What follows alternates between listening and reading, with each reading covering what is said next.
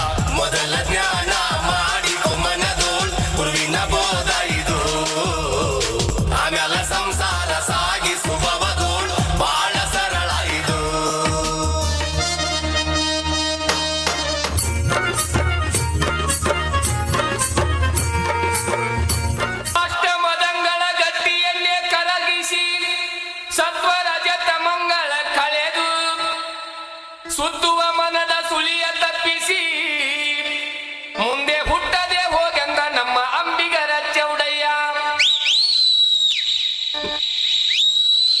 ನಾವೊಬ್ಬನ ನನಗೆ ಯಾರು ದಿಕ್ಕಿಲ್ಲ, ನೀವೊಬ್ಬನ ನಿನಗೆ ಯಾರು ಗತಿ ಇಲ್ಲ.